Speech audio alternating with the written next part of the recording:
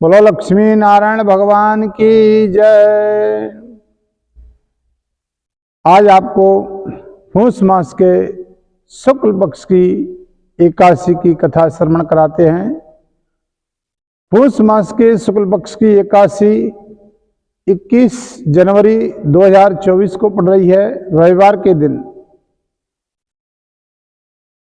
भगवान श्री कृष्ण से धर्मराज युधिष्ठिर ने पूछा कि हे महाराज, पूष मास के शुक्ल पक्ष की एकादशी का क्या नाम है और इसकी क्या विधि है और कौन से देवता की इस दिन पूजा होती है।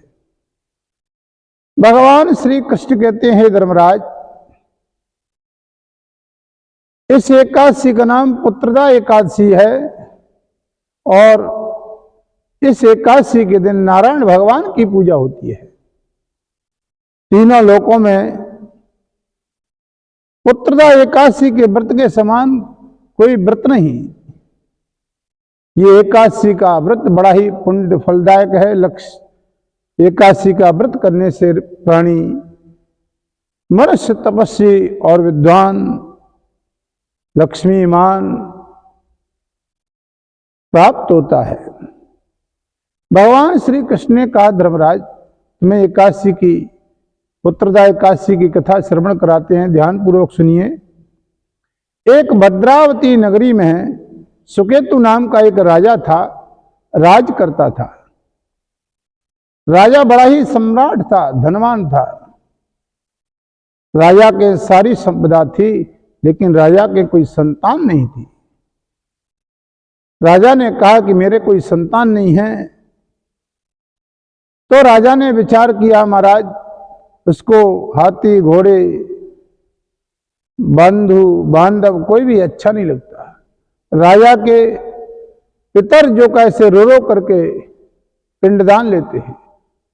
राजा मन में विचार करता है कि मेरे मरने के बाद क्या होगा और कौन पिंड देगा मेरे को।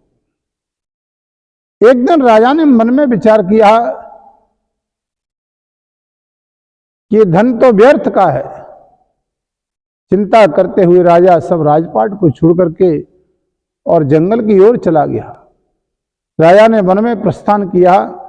जब राजा वन में पहुंचा, वहां जाकर के कुछ दूरी पर मन में विचार करता है कि महाराज, आत्मघात करना तो सही नहीं है, पाप है, इसलिए सब राजपाट छोड़ करके जंगल ही चला जाऊं।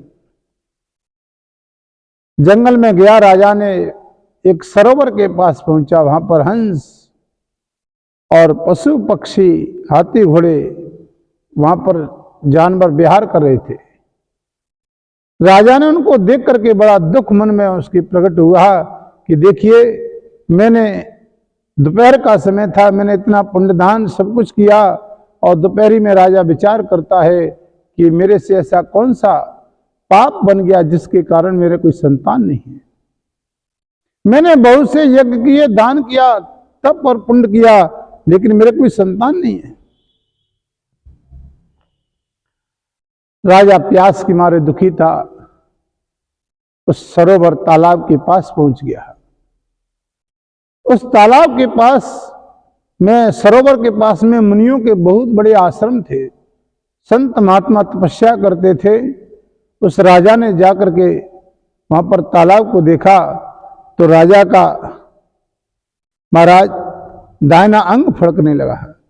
राजा ने कहा कि तो शुभ शकुन हो रहा है।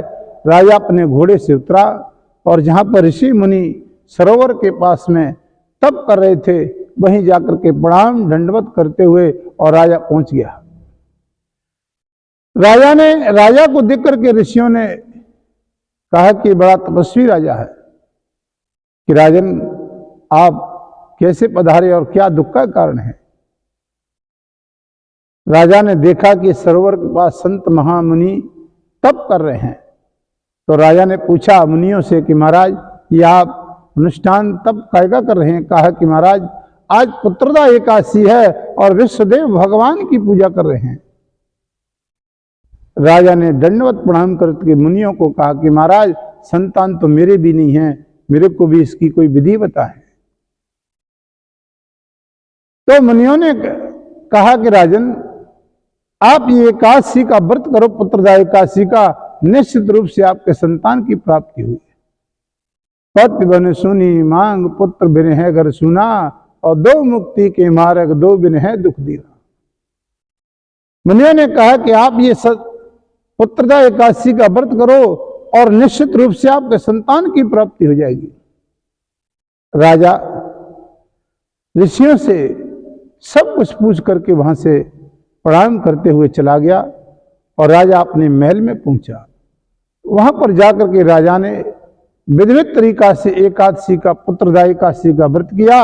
और पुत्रदा एकादशी का राजा ने जब व्रत किया, दूसरे दिन द्वादशी को पारायण किया और जाकर के उसने दान पुण्य इत्यादि देकर के राजा पर भगवान बड़े प्रसन्न हुए।